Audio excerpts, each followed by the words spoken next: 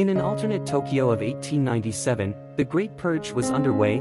It is a large-scale organized extermination effort to eliminate supernatural beings, including Ayakashi and trickster yokai under the guise of westernization. During a martial arts show, an Oni slayer effortlessly defeated a supernatural creature, captivating the cheering audience.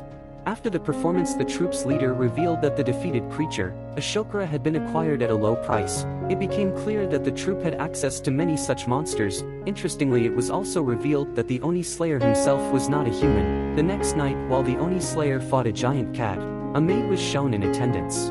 Later, she tried to follow him while carrying a birdcage with her. When the Oni slayer attempted to investigate the birdcage, they got into a fight. However, the Oni slayer effortlessly pinned her to the ground. A voice from the covered birdcage commended the Oni slayer for keeping up with the maid named Shizuki. The voice seemed to know a lot about the Oni slayer, including the fact that he was half Oni and half human. It also understood the difficulties he faced in maintaining his sanity and predicted his impending death due to the way he was created and his daily performances. Then the cover of the birdcage was lifted, revealing the head of a woman named Aya Rindo who claimed to be an immortal. Aya offered the Oni slayer a proposition. If he killed her, she would share with him the secret to extending his life. She explained that her body had been stolen 6 months prior, leaving her as nothing more than a disembodied head. While an immortal would normally regenerate their body, a wound from an Oni prevented such possibilities. It was precisely because the Oni who attacked her was a weakened hybrid that Aya survived. She also revealed that the attack was ordered by an old man hailing from another country, carrying a cane with the letter M engraved on it. Later, Aya questioned the Oni slayer, whose real name is Tsugaru, about why he continued performing with the troupe, knowing it would decrease his sanity and lifespan. Tsugaru revealed his desire to unleash his Oni side, going mad and taking down as many spectators who enjoyed watching monster fights as he could before the police arrived and shot him down. Tsugaru also rejected the plan of killing Aya, as he believed she knew where the old man who had stolen her body was and how to return to normal once she retrieved her body. It was revealed that the same person also stole Tsugaru's humanity away by turning him into a hybrid, so they decided to pursue the culprit in Europe. Finally, Aya disclosed her plan to prolong Tsugaru's life by allowing him to consume a portion of her. The immortal's cells, known for their remarkable resilience, would help slow down the decaying process. It was mutually agreed that Tsugaru would accept her saliva, and they ended up kissing each other. 1 year had passed since Tsugaru Shinichi and Aya Rindo met, and now the year is 1898 and they are famous detectives. They got a new case as detectives, as they are now employed by the vampire Lord Goddard. Lord Goddard is a vampire, but he lives a quiet life, having not had human blood taken for nearly 19 years. This was the result of a treaty signed by humans and vampires. Not only that, but Goddard attends church on a daily basis. Unfortunately, one day after he and his younger son went hunting, his wife was discovered dead. However, the only people who were in the house when his wife was murdered were his older son, a daughter, a butler, and a maid. But because only Goddard's family was present, he believes it must be the vampire hunters. As a result, Goddard hires Aya and Tsugaru, believing a vampire hunter is to blame for his wife's death. When Aya and Tsugaru arrived, everyone was surprised to see Aya, who had only a head, was talking and was a detective. Soon the detective duo observed the crime scene and sought answers from Lord Goddard. Aya brought up 7 issues, and Goddard appeared to be in some distress as she began to discuss the problems. However, as Aya was about to tell the 6th and 7th problems, Lottie Goddard's daughter arrived, prompting the detective to postpone telling the last 2 problems. At the dining table where Goddard's son Claude expressed that he was not entirely convinced about the detective's abilities, Goddard himself was confident and willing to let them continue their investigation. Aya continued to question Goddard at the dining table. It was revealed that on the day of Hannah's murder, which took place at 1:30, the family had finished their meal at midnight. Then Hannah retired to her room to rest for a while. Meanwhile, Goddard and Claude got engrossed in a discussion about the management of the town, while Charlotte was present in the same room playing. Later at around 1, Goddard left for hunting along with his other son Raoul. As Aya continued to question everyone in the room, it became clear to the Goddard family that she suspected one of them to have committed the murder. Before departing, she disclosed that she had narrowed the list of suspects down to Alfred and Claude, which was met with objections. Later, Claude even resorted to menacing Tsugaru and Aya for their role in his incrimination. That night, while Shizuku kept a watchful eye on the servants, Tsugaru and Aya accompanied Goddard to the forest. There, Goddard was ambushed by a vampire hunter named Joseph, although Goddard neutralized him with ease. Goddard intended to kill Joseph, claiming self-defense, but Aya intervened. Aya interrogated Joseph and learned that another vampire hunter, Hugo, had formed a powerful alliance to take down Goddard.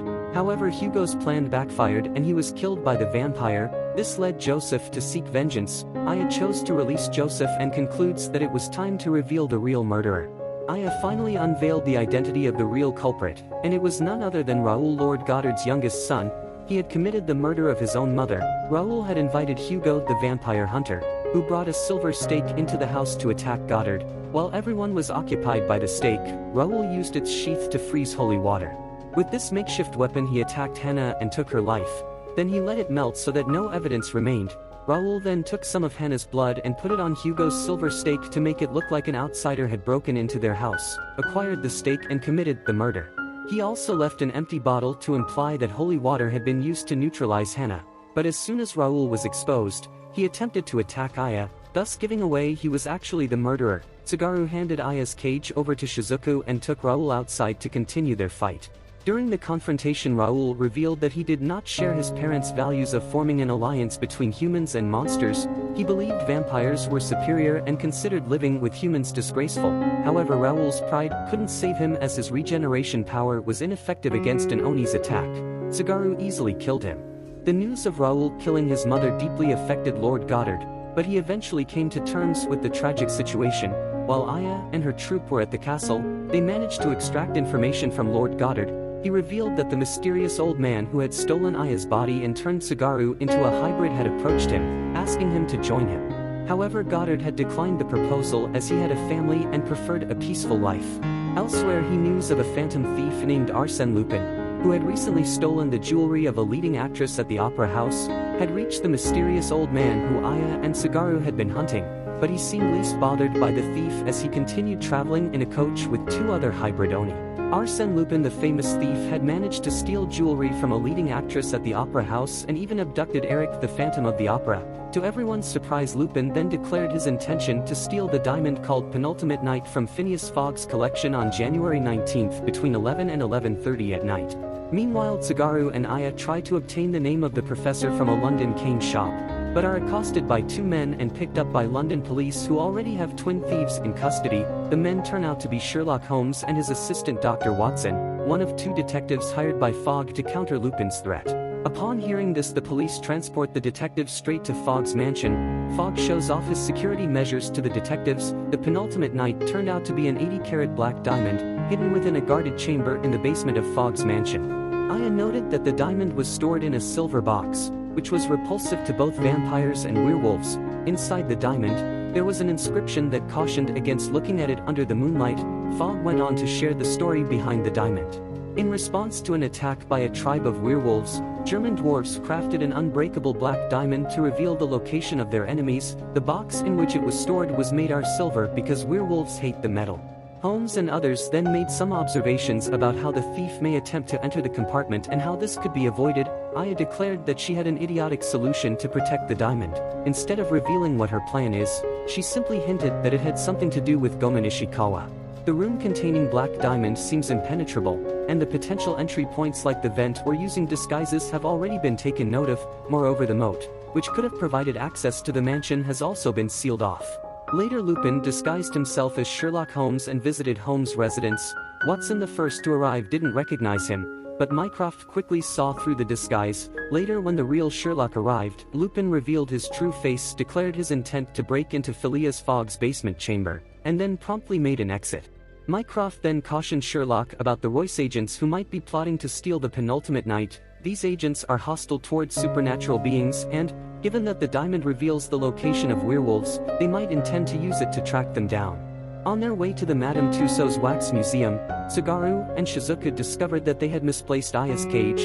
Two thieves who had previously crossed paths with Aya found her and took her hostage. Shizuku, upon spotting her master getting abducted, pursued the thieves in a car, unaware that Arsène Lupin and the Phantom of the Opera were the ones driving it. Tsugaru caught up as well and effortlessly rescued Aya. Upon seeing Arsène Lupin, Aya recognized him and Tsugaru immediately engaged in a fight with him.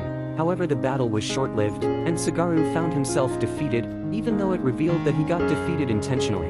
That night those assigned to safeguard the diamond assumed their positions in various areas of Phileas Fogg's mansion. Aya, Tsugaru, and Shizuku were stationed at the top of the tower, while Sherlock and Watson were inside the basement chamber. Sherlock fired a few shots at the chamber door to ensure that opening it would take at least a few hours.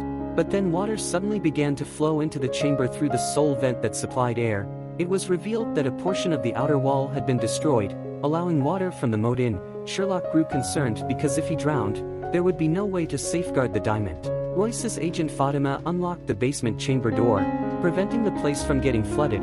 However, the safe containing the diamond was missing. Sherlock soon exposed Detective Ganimard as the disguised Arsène Lupin. Sherlock disclosed that he had already removed the black diamond, placing it in Watson's coat, rendering the Phantom of the Opera's efforts to acquire it meaningless. Surprisingly, Lupin revealed that he was aware of the whole ordeal and that the diamond was in his possession. Then a smoke bomb burst in the room and he escaped. Tsugaru, recounting the famous story of Ishikawa Goemon's cohorts stealing all the cauldrons in Edo to save him from being boiled alive. So to catch the thieves, one man decided to hide within his cauldron. Taking inspiration from this tale, Aya hid within the safe, ultimately catching Lupin and the Phantom by surprise just when they believed they had escaped.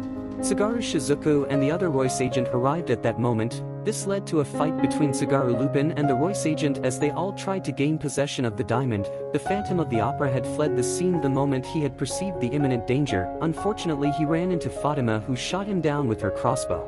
Meanwhile, Moriarty and his troop, consisting of individuals like Victor Frankenstein, Carmilla, Aleister Crowley, and Jack the Ripper, attacked those defending Phileas Fogg's mansion. Sherlock Holmes and Aya encountered Aleister. On the other hand, Shizuku confronted Carmilla. An all-out fight is about to begin within the Fogg mansion. Lupin and Tsugaru formed an alliance to take down the formidable Royce agent known for hunting monsters. While Tsugaru kept him occupied, Lupin launched a surprise attack. Meanwhile, Fatima faced a challenge as she struggled to anticipate the Phantom of the Opera's attacks as he made absolutely no sound. Elsewhere, Shizuku found herself incapacitated by the venom in Carmilla's blood. Sherlock and Watson, who were unable to gain an upper hand against Aleister, they had exhausted their ammunition, and so Sherlock was ready to use Baritsu. At this point, Moriarty and Victor entered the scene. Moriarty was forming an organization of monsters and hybrids, inspired by his apprentice Jack the Ripper's desire to become a human-monster hybrid. Moriarty had his eyes set on enhancing humans by giving them the combined abilities of an Oni and an immortal to make them stronger. Jack's body was not only transplanted with an Oni's and an immortal's cells but also with those of a vampire. Next, Moriarty was looking forward to injecting werewolf cells into Jack's body and thus needed the penultimate night. Meanwhile, Jack defeated both Royce agents, forcing Lupin and the Phantom to retreat, as they could not match him in strength. Tsugaru, however, refused to back down and continued the fight. Despite Jack's advantage due to his improved body, Tsugaru held his ground, but after recovering the diamond, Jack left without finishing him off. Later, Aya and the others regrouped at Phileas Fogg's mansion. Tsugaru revealed a clever move he had made, cutting the bottom of Jack's coat pocket to steal the black diamond. Next, Aya revealed, by reading the inscription within the diamond under a lamplight, that the werewolves are in the Forest of Fangs. A flashback of 8 years ago, when a mother werewolf and her daughter Judy were being chased by an angry mob. They found shelter in a tower, but the place was set on fire. In present time in Germany, Aya, Tsugaru and Shizuku were on a journey to Hillendorf, also called the Howling Village, in order to find werewolves. Tsugaru was particularly excited because he had never met a werewolf. Aya, who had seen a werewolf before, explained that werewolves were intelligent beings capable of communicating with humans, skilled at concealing themselves, and able to transform into human wolf and therianthrope forms. That's when they meet a man named Heinemann, who claims he hails from that region and informs them about a horrible incident. It turns out that a young girl named Louise has been kidnapped in the village and asks for the foreigners' help to solve the case.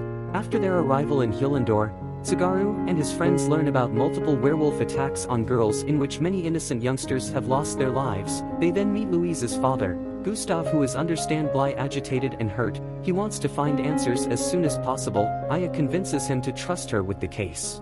In order to start the investigation, all of them then head to scene of crime. After arriving in Louise's room, Aya and Tsugaru start their investigation. They learn from the victim's mother that she did not light the fireplace. This leads Tsugaru to conclude that the culprit could have entered the room through the chimney. Then he would have turned into a werewolf after that and caused havoc inside. The detective duo then learns that one of the windows that the werewolf broke was fixed and was never opened. Furthermore, nothing is missing from the house. As Aya becomes aware of all the factors, she starts to understand the larger picture and get a better idea of the situation. When comparisons are made of different bite marks, it is further established that the attack was potentially not done by a copycat, something that Aya has been thinking about. While Louise's father feels that the culprit is some insane beast, Aya clarifies that this is potentially not the case. She then points out that there is blood on the bed, but not a single drop on the floor or outside the house. This probably means that Louise's body was wrapped up in a blanket before she was forcefully taken away. Such a thing could not potentially be done by some insane killer. Interestingly, Shizuki points out that the lock on the shed outside is broken. When inquired, Gustav reveals that one of his rifles and ammunition was stolen from there the previous year. Those things were never found again. Tsugaru feels that the thief probably came from the city and sold off everything. Meanwhile, Aya points out that these strange things started happening since the last year. By this point, Aya has already concluded and asks to meet the chief. When the chief is interviewed, he points out that the werewolves have been climbing up the cliff near the waterfall to eat innocent people whenever they please. According to him, there is also a village hidden in the waterfall called the Wolfenhout. When Aya points out if it is the Forest of Fangs, instead the chief is dumbfounded. He then inquires if the foreigners are looking for the werewolves. Aya immediately corrects him by pointing out that they are after people going after the werewolves. Although he is reluctant to reveal more information, Aya pushes the chief to make a contract with her by offering to reveal the culprit's name in Louise's case within 2 days. If she does that, the chief agrees to give them more information. During their conversation with the mayor, Aya discovered that these werewolves had been selectively breeding and had become immune to silver and holy water. Though they were still vulnerable to fire, Aya met and questioned the only 3 outsiders in the village: Nut the engineer, Alma the artist, and Haimon the doctor. Aya questions Nut, who explains that 13 years ago the village took in the pregnant woman Rosa, who later gave birth to Judy, but they were both killed after being identified as werewolves. Aya interviews Alma, whom she suspects is lying about her past. While the trio was interrogating Heinemann, they were interrupted by the arrival of Royce agents Alice and Kyle. A fight broke out initially, but Aya managed to strike a deal with them. In exchange for being allowed to continue investigating, she would give them the location of the werewolf village. That night the trio hurried to Alma's house after noticing a crowd gathering there with torches. Inside, Alma, seemingly losing control, confessed to being the kidnapper and transformed into a golden-colored werewolf before bolting out of the house. Shizuku and the Royce agents attempted to stop Alma, but as expected, silver bullets proved useless against her. Alma then made a cunning move by throwing Aya's cage into the nearby waterfall. Shizuku dove in to save Aya from drowning but ended up being swept away by the waterfall.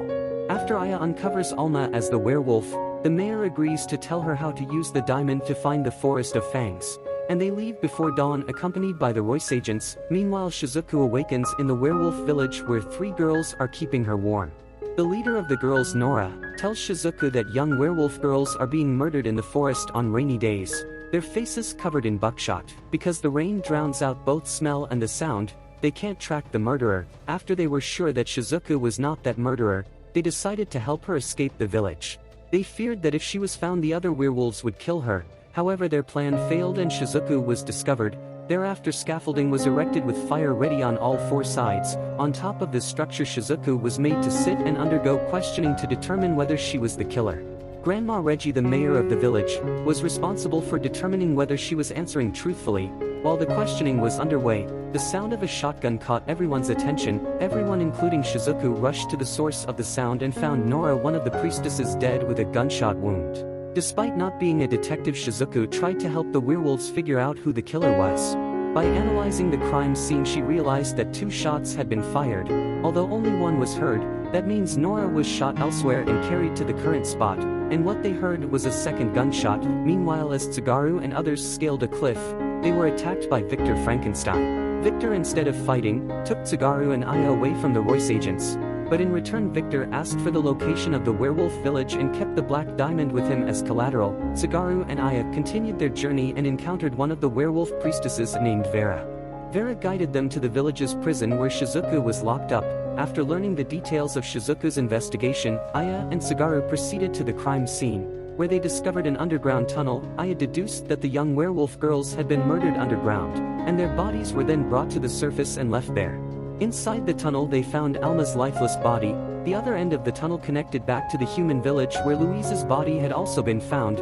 Aya knew that when Louise was not yet 4 years old, her parents had attempted to abandon her in the forest due to her disability. However, Judy brought her back home. Interestingly, she chose to expose that Judy was a werewolf, perhaps to ensure that she was cared for in future. This revelation led the villagers to regard her as their guardian angel. Back in the werewolf village, Aya and Tsugaru successfully freed Shizuku. However, when 3 werewolf men attempted to kill Tsugaru, he easily defeated them. Meanwhile, Alice and Kyle, who had also discovered the underground passage to the werewolf village, rallied everyone from the human village and a fierce battle broke out. The banquet also joined in wreaking havoc on the werewolves. As the battle rages, Aya sends Shizuku to save Kaya while she gets Vera to dig in a nearby graveyard, uncovering the last clue she needs to solve the mystery. Tsugaru knocks out Kyle to save Victor, who gives him the diamond back and the information that Aya's body is locked up in Moriarty's base in London. As thanks, Alice uses her trick-shooting skills but is outfoxed by Alistair and stuck with a slow-acting poison. Shizuku fights Carmilla in a rematch of their London fight, but it ends in a draw. The Cage user group reconvenes at the town square to reveal the killer who murdered every girl in both villages was Nora, who was also Judy and Louise at different times depending on the context, as all 3 girls looked very similar. Making use of the underground passage, Nora escaped the village when the original Louise revealed her as Judy and sparked a mob of humans to burn her and her mother to death. She lived as a werewolf in Wolfenhill, but did not like how she and other werewolf girls were being treated there either. So using the hidden passage, she kidnapped Louise and posed as her in the human village, then would pick a stray young human girl to murder and drag them to the werewolf village to later be discovered, ensuring that the humans and werewolves would suspect the other as the culprit. Nora admits to her role as the culprit, including the deaths of Alma and the real Louise in the hidden passage. As she flees the scene and returns to her cave, Tsugaru awaits and manages to tie her up, but Aya lets Nora go, as she believed that her goals of freeing her fellow villagers from sexual servitude by faking their deaths with human bodies was a noble goal. As Nora decides to travel the world, the Cage user plans to return to London. So this is the end of anime. Don't forget to like and subscribe if you enjoyed it.